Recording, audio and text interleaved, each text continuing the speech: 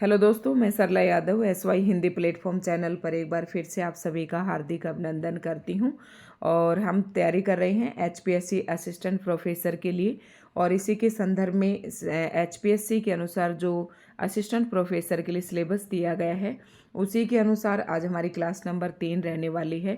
और अभी तक 2 क्लास मैं अपलोड कर चुकी हूं और बिल्कुल सिलेबस के अकॉर्डिंग टॉपिक उठा रही हूं आपको सिलेबस में दिखा दिखा कर। तो दोस्तों, आज की जो वीडियो है इसमें जो टॉपिक हम पढ़ेंगे भारतीय आर्य भाषाएं, जैसे कि हम पढ़ रहे हैं। तो भारतीय आर्य भाषाओं में 3 प्रकार के चरण हैं, जैसे प्राचीन आर्य भाषाएं, मध्यकालीन आर्य भाषाएं और आधुनिक आर्य भाषाएं। तो प्राचीन आर्य भाषाओं पर मैंने टॉपिक डाल दिया था और आज की इस वीडियो में हम मध्यकालीन आर्य भाषाएं पढ़ेंगे। और कल जब मैंने शुरुआत करवाई थी तो सीधा मैंने प्राचीन आर्य भाषाओं से करवा दिया था, लेकिन आज आपको थोड़ा सा ये भी बताऊंगी कि जो भारतीय आर्य भाषाएं हैं उनको 3 चरणों में बांटा गया, तो उनकी समय सीमा क्या रहने वाली है, क्योंकि ये प्रश्न इम्पोर्टेंट है। तो दोस्तों, आज की वीडियो जो है वो इम्पोर्टेंट रहने वाली है HPSC assistant professor, UGC net और PGT एस्टेट वालों के लिए। जैसे कि HPSC के सिलेबस के अनुसार जो मैंने पहली क्लास डाली थी उसे चाहे PGT एस्टेट वाले स्टूडेंट इग्नोर कर सकते हैं, लेकिन क्लास नंबर 2 और 3 ये इनके सिलेबस में भी है। तो दोस्तों, शुरुआत करने से पहले यही कहना चाहूँगी कि जो हमारे चैनल पर नए हैं वो चैनल को सब्सक्राइब कर ले, बेल आइकन पर प्रेस कर ले, ताकि हर एक वीडियो का नोटिफिकेशन आप तक पहुँच सके। साथ ही SY हिंदी प्लेटफॉर्म के नाम से मेरा टेलीग्राम चैनल है, आप उसे भी ज्वाइन कर ले। टेलीग्राम चैनल पर मैंने एक दूसरे ग्रुप का भी लिंक डाल रखा है, आप उसे भी ज्वाइन कर ले, क्योंकि दूसरा जो ग्रुप मैंने बना रखा है SY हिंदी प्लेटफॉर्म ग्रुप के नाम से, तो उसका लिंक मैं आपको शेयर कर दूंगी। आप कमेंट कर दे मेरे पास। और वैसे मैंने कम्युनिटी पर डाला हुआ है उसका लिंक, क्योंकि वो मैं इसलिए कह रही हूँ, ग्रुप मैंने आप लोगों के लिए बनाया था ताकि आप वहाँ पर अपने जो भी आपकी क्वेरी है या जो आपको प्रश्न पूछना है या जो टॉपिक आपको पढ़ना है वो आप मेरे तक पहुंचा सके। जैसे कि अभी आज ये टेलीग्राम पर काफ़ी सारे कमेंट आए हुए हैं, तो उन सभी के अनुसार मैं पढ़ाने की पूरी कोशिश करूंगी। उस पर मैं फिर से अलग से वीडियो बना दूंगी। तो दोस्तों, शुरुआत करते हूँ आज के इस वीडियो लेक्चर की। तो भारतीय आर्य भाषाएं हम पढ़ रहे हैं और यूनिट नंबर 1 यानी कि इकाई नंबर 1 पढ़ रही हैं। और इकाई नंबर 1 का नाम है भाषा और उसका विकास, हिंदी भाषा और उसका विकास। ठीक है, तो हिंदी भाषा और उसके विकास में मैं 3 वीडियो डाल चुकी हूँ। तो हमने पहले हिंदी की ऐतिहासिक पृष्ठभूमि पढ़ी, दूसरी वीडियो के अंदर हमने भारतीय आर्य भाषाओं पर चर्चा की, और भारतीय आर्य भाषाओं में हमने जो दूसरी क्लास थी उसमें प्राचीन आर्य भाषाएं पढ़ी। तो दोस्तों, ये बता देती हूँ थोड़ा सा यहाँ पर, जैसा कि आपको स्क्रीन पर दिखाई दे रहा है, भारतीय आर्य भाषाएं और हिंदी भाषा। तो आर्य भाषाएं जो थी ना, ये संस्कृत पर आधारित थी। जैसे कि प्राचीन आर्य भाषाओं में वैदिक भाषा और लौकिक भाषा हमने पढ़ा, और सबसे प्राचीनतम जो भाषा थी वो संस्कृत थी। तो संस्कृत से ही ये भाषाएं निकल कर आई हैं, क्योंकि हमारी हिंदी का जो क्रम है वो भी संस्कृत, पाली, प्राकृत और अपभ्रंश, फिर उसके बाद आई हमारी हिंदी। तो ये भाषाएं हमारे लिए पढ़ना जरूरी है, क्योंकि इन्हीं सोपानों से गुजर कर हमारी हिंदी अंततः हिंदी भाषा बनी। तो ये सारी हमें पढ़नी पड़ेंगी। तो थोड़ा सा ये बता देती हूँ कि अध्ययन की सुविधा की दृष्टि से भारतीय आर्य भाषाओं के 3500 वर्षों के विकास क्रम को सामान्य 3 चरणों में विभाजित करते हैं। मतलब 3500 वर्षों के विकास क्रम है, इसको सारे को किसने कितने भागों में बांट दिया? 3 भागों में बांट दिया। तो पहला भाग है, जैसे कि यहाँ पर चरण दे रखे हैं, फिर भाषा है और फिर उनकी समय सीमा दी गई है। तो प्राचीन जो आर्य भाषाएं हैं उसका समय सीमा है 2000 ईस्वी पूर्व से लेकर 500 ईस्वी पूर्व, यानी कि इस काल को हम कहेंगे प्राचीन आर्य भाषाएं। तो आपसे पूछ ले, प्राचीन आर्य भाषाओं की जो समय सीमा है वो 2000 ईसा पूर्व की बात करें, ईसा पूर्व में उल्टी चलती है, वो 2000 ईस्वी पूर्व से 500 ईस्वी पूर्व। ठीक है, उसके बाद आती है मध्यकालीन आर्य भाषाएं।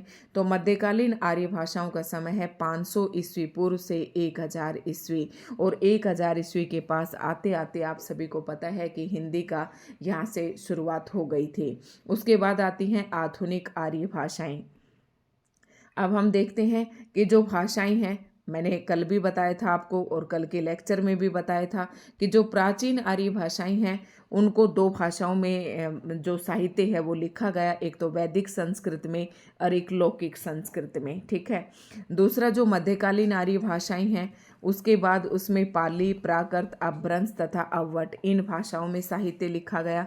और आधुनिक आर्य भाषाओं के अंदर हम पढ़ेंगे हिंदी, बांग्ला, उड़िया, मराठी, गुजराती, पंजाबी, सिंधी इत्यादि। ठीक है।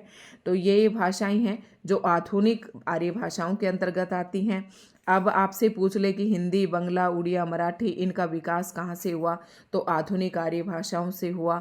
उसके बाद पाली, प्राकृत, अपभ्रंश तथा अवट पूछ ले तो आपको बताना मध्यकालीन आर्य भाषाओं से इनका विकास हुआ। और प्राचीन आर्य भाषाओं के अंदर क्या आता है, वैदिक संस्कृत और लौकिक संस्कृत।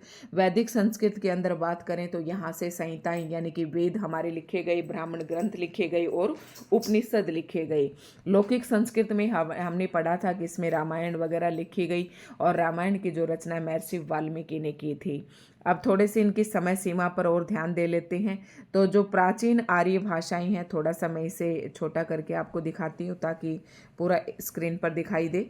तो जो प्राचीन आर्य भाषाएं थी 2000 ईस्वी पूर्व से 1000 ईस्वी पूर्व और 1000 ईस्वी पूर्व से 500 ईस्वी पूर्व, क्योंकि इसमें वैदिक संस्कृत और लौकिक संस्कृत है इसलिए दोनों की समय सीमा यहाँ पर दी गई है। उसके बाद मध्यकालीन आर्य भाषाओं को जो समय सीमा है वो 500 ईस्वी पूर्व से 1 ईस्वी और अब 500 से उल्टा जाकर 1 ईस्वी यहाँ से स्टार्ट हो गई। तो 1 ईस्वी से 500 ईस्वी, फिर 500 ईस्वी से 1000 ईस्वी और 1000 ईस्वी से अपभ्रंश जो है लगभग यहाँ से हिंदी में उसका प्रादुर्भाव होने लगता है। और आधुनिक आर्य भाषाओं की जो समय सीमा 1000 ईस्वी से यानी कि अब तक चल रही है। तो 1000 ईस्वी के आसपास आते आते हमारी हिंदी के जो है काफ़ी इसमें साहित्य लिखा जाने लगा था। तो हिंदी का विकास लगभग 1000 ईस्वी के आसपास शुरुआत हो जाती है। तो ये मैंने कल नहीं बताया था। फिर प्राचीन भारतीय आर्य भाषाएं हमने पढ़ लिया था और उसके अंदर वैदिक साहित्य पढ़ा, फिर हमने लौकिक भाषा पढ़ी। और आज के इस वीडियो लेक्चर में हम शुरुआत करेंगे किसके, मध्यकालीन आर्य भाषाओं के। तो आपको टॉपिक यहाँ पर दिखाई दे रहा होगा, मध्यकालीन आर्य भाषाएं। ठीक है। मध्यकालीन आर्य भाषाओं के अंदर हम पढ़ेंगे, जैसे कि आप सिलेबस को एक बार खोल कर देखें, मैं आपको दिखा भी देती हूँ। तो यहाँ पर ये आप सिलेबस देख रहे हैं कि सिलेबस के अंदर हिंदी की ऐतिहासिक पृष्ठभूमि हम पढ़ चुके हैं, प्राचीन भारतीय आर्य भाषाएं भी पढ़ चुके हैं और आज के इस वीडियो लेक्चर में हम मध्यकालीन आर्य भाषाएं पढ़ेंगे। और मध्यकालीन आर्य भाषाओं के अंदर पाली, फिर प्राकृत, शौरसेनी, अर्धमागधी, मागधी, अपभ्रंश और उनकी विशेषताएं, ये सब हम इसी के अंदर पढ़ेंगे। अपभ्रंश को अवट भी कहते हैं और पुरानी हिंदी का संबंध, ये यहाँ तक जो है इसी टॉपिक के अंदर आ जाएगा मध्यकालीन आर्य भाषाओं के अंदर। उसके बाद पढ़ेंगे आधुनिक भारतीय आर्य भाषाएं और उनका वर्गीकरण। तो दोस्तों धैर्य के साथ आप वीडियो को देखते रहें। तो जैसे कि मैंने आप सभी को अभी अभी बताया है कि मध्यकालीन भारतीय आर्य भाषाएं हम पढ़ रहे हैं। तो मध्यकालीन आर्य भाषाओं में सबसे पहले हम पाली को पढ़ेंगे। तो ये असिस्टेंट प्रोफेसर का एग्जाम है, आपको कुछ भी छोड़ना नहीं है, क्या पता कहाँ से प्रश्न आपसे उठाए जाए। तो पाली जो है मध्यकालीन आर्य भाषा की प्रथम अवस्था है। ध्यान से सुनना, मैंने आपको बताया था सबसे पहले हर वीडियो में बताती जाती हूँ, संस्कृत सबसे पहले, उसके बाद आती है पाली और पाली के बाद आती है प्राकृत और प्राकृत के बाद मैंने आपको बताया था अपभ्रंश। ये सीक्वेंस मैं बार बार इसलिए बताती हूँ क्योंकि ये पेपर में पूछा जाता है। और उसके बाद आती है हिंदी। तो इन भाषाओं को तो हमें बीच में पढ़ना ही पड़ेगा। ठीक है। तो संस्कृत तो हम पढ़ चुके हैं, लौकिक संस्कृत और वैदिक संस्कृत यानी कि लौकिक साहित्य और वैदिक साहित्य लिखा गया। अब हम शुरुआत करते हैं पाली की और पाली आती है मध्यकालीन आर्य भाषा की प्रथम अवस्था। मेरे ख्याल से मैं एक बात को 10 बार इसलिए बोलती हूँ कि आपको पढ़ते पढ़ते सब कुछ याद हो जाए। पाली शब्द की उत्पत्ति के संदर्भ में विद्वानों में मतभेद है। अब सबसे पहला तो प्रश्न हमारे मन में यही उठता है कि जो पाली शब्द है, आखिर संस्कृत के बाद जो भाषा को नाम दिया गया वो पाली क्यों दिया गया, तो इसकी उत्पत्ति कहाँ से हुई। तो विद्वानों ने इसके संदर्भ में अलग अलग मतभेद माने हैं। तो पल्ली से पाली शब्द की व्युत्पत्ति हुई है। पल्ली का अर्थ है ग्राम, इस प्रकार पाली का अर्थ होगा ग्रामीण भाषा, यानी कि उस समय जो ग्रामीण लोगों के द्वारा जो भाषा बोली जाती थी उसी को क्या कहा जाने लगा, पाली कहा जाने लगा।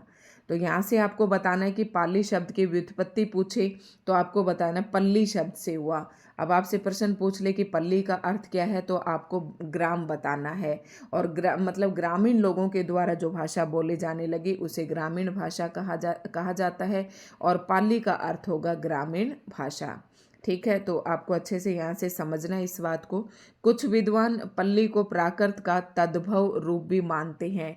अब हिंदी में आप तत्सम और तद्भव तत्सम और तद्भव दो शब्द हम पढ़ते हैं, एक तत्सम और दूसरा तद्भव।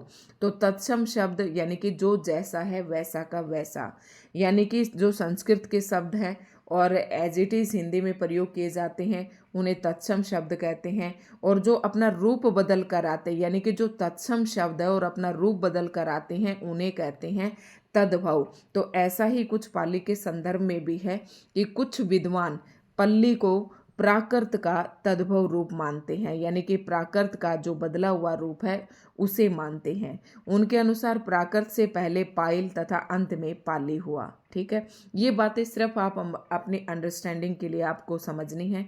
पाली शब्द की उत्पत्ति पाटिल यानी कि पाटलिपुत्र से भी मानी जाती है। इस संदर्भ में पाली का अर्थ हुआ मगध की भाषा। अब देखो यहाँ पर आपने पहले ही लाइन पढ़ी होगी कि पाली शब्द की उत्पत्ति के संदर्भ में विद्वानों में मतभेद हैं।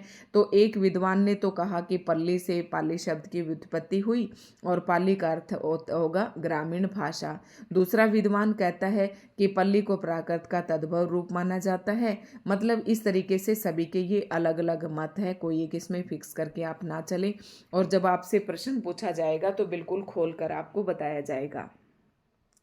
पाली शब्द की उत्पत्ति पाटिल यानी कि पाटलिपुत्र आपने एक स्थान का नाम है से मानी जाती है। इस संदर्भ में पाली का अर्थ हुआ मगध की भाषा, यानी कि मगध में जो भाषा बोली जाती थी उसे ही पाली कहा जाने लगा। कुछ विद्वान जन पाली को पाठ का रूपांतरित शब्द भी मानते हैं, तो ये भी थोड़ा सा याद रखें। पाली शब्द का एक संबंध पंक्ति से माना जाता है। बुद्ध वचनों में जो पंक्तियां प्रयुक्त की गई उन्हें भी पाली कहा जाता है। ठीक है, तो ये बात भी आपको याद रखनी है। कुछ विद्वान पाली को बौद्ध साहित्य को पालने वाली, हाँ बौद्ध साहित्य पाली में ही लिखा गया था और प्राकृत में लिखा गया था जैन साहित्य। तो कुछ विद्वान है ना वो पाली को भी बौद्ध साहित्य को पालने वाली या रक्षा करने वाली भाषा मानते हैं। और इसका प्रमाण देते हुए कुछ एक पंक्ति यहाँ पर दी गई है। पार रख तीति बुद्ध वचन इति पाली, अर्थात जिसमें बुद्ध के वचनों की रक्षा की गई वही क्या है, पाली है। तो बौद्ध साहित्य आपसे पूछे कि कौन सी भाषा में लिखा गया तो वो पाली में लिखा गया था। अब डॉक्टर हरदेव बहारी के अनुसार भाषा के अर्थ में पाली शब्द का उपयोग सबसे पहले आचार्य बुद्ध घोष, जिनका समय 5वीं शती था, उन्होंने किया। अब डॉक्टर जो हरदेव बहारी हैं उनका ये कहना है कि पाली का जो अर्थ है, भाषा के अर्थ में पाली शब्द का उपयोग सबसे पहले किसने किया था, बुद्ध घोष ने किया था। तो आपसे प्रश्न पूछ सकते हैं कि हरदेव बहारी के अनुसार पाली शब्द का प्रयोग सबसे पहले किसने किया, तो आंसर होगा बुद्ध घोष। ठीक है, माना जाता है कि पाली शब्द का उपयोग यूरोप में सर्वप्रथम हुआ, किंतु कच्चायन और भोगलान नामक दो पाली व्याकरणों ने पाली का उपयोग भाषा के अर्थ में किया। तो ये दोनों नाम भी आपको याद रखने, कच्चायन और भोगलान, ये दो व्याकरण लिखने वाले व्यक्ति थे। इन्होंने पाली का उपयोग भाषा के अर्थ में किया। ठीक है, और वैसे पाली शब्द का उपयोग यूरोप में सर्वप्रथम हुआ ऐसा भी माना जाता है, कहा नहीं जाता, सर्वसम्मति से नहीं कहा जाता, ऐसा माना जाता है। तो ये सारी बातें आपको याद रखनी है जो अलग अलग विद्वानों ने कही है। यहाँ से प्रश्न बन सकता है क्योंकि आपके सिलेबस में टॉपिक बिल्कुल खुले तौर पर दिया गया है। पाली शब्द की व्युत्पत्ति के संबंध में कि पाली शब्द की व्युत्पत्ति के संबंध में विद्वानों की राय यहाँ पर दे रखी है। ये आपको ज़्यादा है ना सारे रटने की जरूरत नहीं है। और देखो असिस्टेंट प्रोफेसर का पेपर है तो कुछ भी पूछा जा सकता है। जो कैंडिडेट ये चाहता है कि मेरा किसी भी प्रकार से नंबर नहीं कटना चाहिए तो वो इन सभी को भाई याद भी कर सकता है। बाकी याद करने की चीज़ नहीं है, ये समझने वाली है। जैसे कि इसमें किसी का भी नाम देकर आपसे पूछ सकते हैं, जैसे कि विधु शेखर भट्टाचार्य ने पाली शब्द की व्युत्पत्ति पहले पंक्ति फिर पंक्ति, फिर पति, फिर पट्टी, फिर पल्ली और फिर लास्ट में क्या हुआ, पाली। इस तरीके से ये सभी की दे रखी है, आप इसे सिर्फ पढ़ सकते हैं। मेरे ख्याल से तो ऐसे प्रश्न नहीं पूछे जाएंगे, लेकिन फिर भी आप पढ़ सकते हैं। एक उदय नारायण तिवारी का इंपॉर्टेंट हो जाता है, तो पा प्लस नी प्लस ली प्लस फिर इन्होंने क्या कहा कि इन 3 शब्दों से क्या बनी है, पाली बनी है। तो आगे इनसे संबंधित जो महत्वपूर्ण ग्रंथ है वो देख लेते हैं कि पाली भाषा में कौन कौन से ग्रंथ लिखे गए, कौन कौन सा साहित्य लिखा गया, ये इम्पोर्टेंट हो जाता है। यहाँ से प्रश्न पूछा जा सकता है पीजीटी एस्टेट में भी, और यूजीसी नेट और एचपीएससी असिस्टेंट प्रोफेसर का सिलेबस सेम है। बौद्ध धर्म से संबंधित ये तीनों महत्वपूर्ण ग्रंथ पाली में हैं। 3 ग्रंथ हैं, कौन से, सुत पिटक, विनय पिटक और अभिधम पिटक। ये 3 पिटक हैं जो तीनों किस में लिखे गए, पाली भाषा में लिखे गए। और ये तीनों किससे संबंधित हैं, ये तीनों ग्रंथ ही बौद्ध धर्म से संबंधित है। जिसने बौद्ध धर्म पढ़ रखा होगा उसने सुत पिटक, विनय पिटक और अभिधम पिटक, ये तीनों पिटक पढ़े होंगे जो कि बौद्ध धर्म से संबंधित हैं। तो सुत्त पिटक में क्या है, बुद्ध के उपदेशों का संग्रह है इसमें। इसके अंतर्गत 5 निकाय आते हैं, खुद्दक निकाय, दीघ निकाय, मंजिम निकाय, संयुक्त निकाय और अगंतुर निकाय। ये 5 निकाय हैं जो इसी के अंतर्गत आते हैं। निकाय को एक तरीके से आप समझ सकते हैं, एक अध्याय के तरीके से इन्हें ले सकते हैं, जो सुत्त पिटक के अंदर है। और सुत्त पिटक के अंदर भी किसके, बुद्ध के उपदेशों का संग्रह है, और उनको एक तरीके से आप अध्याय के दृष्टिकोण से इन्हें देख सकते हैं कि ये 5 हैं इसमें, ठीक है। उसके बाद है विनय पिटक, तो संघ संचालक के लिए दी गई शिक्षाओं का संकलन है। विनय पिटक में क्या है कि संघ संचालन, या कि वहाँ के जो संघ का मतलब भारत को एक संघ मान सकते हैं, और भारत किसके अनुसार, यहाँ का संघ किसके अनुसार चलता है, हमारे संविधान के अनुसार चलता है। तो उस समय का जो संघ था ना, उसका संचालन के लिए दी गई शिक्षाओं का संकलन है इसमें विनय पिटक। यानी कि वहाँ के जो प्रशासन की कार्य प्रणाली थी या तौर तरीके, जो काम करने के जो नियम कानून थे, वो सब इनकी शिक्षाओं का संकलन है विनय पिटक के अंदर। विनय पिटक में निम्न ग्रंथ हैं, महावग और चुल्वग और पाचितीय और पराजिक और परिवार। तो ये थोड़ा सा आप याद रखें कि ये 5 इसके अंतर्गत है और वो 5 उसके अंतर्गत है। अभिधम पिटक में धर्मों का विशद और दार्शनिक विश्लेषण किया गया है। बात करें तीसरे ग्रंथ की, अभिधम पिटक की, तो इसमें धर्मों का विशद मतलब काफी विस्तार से और दार्शनिक विश्लेषण किया गया है, धर्मों के बारे में बताया गया है अभिधम पिटक के अंदर, ठीक है। बौद्ध धर्म का प्रभाव होने के कारण सम्राट अशोक की राजभाषा पाली थी। अब सम्राट अशोक भी पहले तो बौद्ध धर्म में दीक्षित नहीं थे, लेकिन बाद में बौद्ध धर्म में दीक्षित हो गए थे। तो बौद्ध धर्म का जब से उनके ऊपर प्रभाव हुआ, तो सम्राट अशोक की राजभाषा भी क्या थी, पाली थी। ये प्रश्न भी काफी इंपॉर्टेंट है, इसे भी याद रखना, ठीक है। उसके बाद आता है पाली के बारे में काफ़ी विस्तार से है, तो ज़्यादा भी हम बहुत ज़्यादा समय भी जाया नहीं करेंगे। और पाली से संबंधित कुछ महत्वपूर्ण ग्रंथ है जो यहाँ पर दिए गए हैं, हो सकता है आपसे पूछा जा सकता है पेपर में, तो ये भी आप देख सकते हैं। अट्ठकथा साहित्य, इसके रचयिता कौन है, आचार्य बुद्धघोष, और इनकी समय सीमा है 5वीं शताब्दी। अभी हमने बुद्धघोष पढ़ा था थोड़ी देर पहले, ठीक है। उसके बाद विशुद्धि मग जो है, ये भी आचार्य बुद्धघोष के द्वारा लिखा गया है। यानी कि 5वीं शताब्दी के एक रचयिता हैं आचार्य बुद्धघोष, और इनके 2 ग्रंथ हैं जो पाली भाषा से संबंधित हैं। उसका नाम है अट्ठकथा साहित्य और विशुद्धि मग, ठीक है। उसके बाद है कच्चायन व्याकरण और मोगलान व्याकरण, ये दोनों अभी बताए थे थोड़ी देर पहले।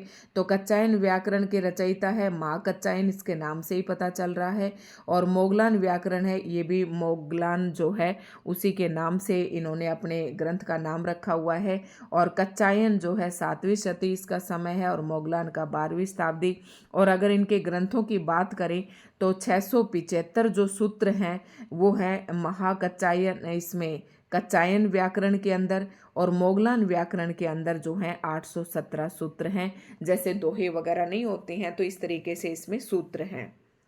सद्य नीति व्याकरण ये अंगवंश ने लिखा और 1154 उनका शताब्दी है। इसमें 27 अध्याय हैं और 1341 जो हैं सूत्र हैं। तो इन्हें भी आप थोड़ा सा याद रख लें। सब कुछ मैं बिल्कुल विस्तार से आपको पढ़ा रही हूँ।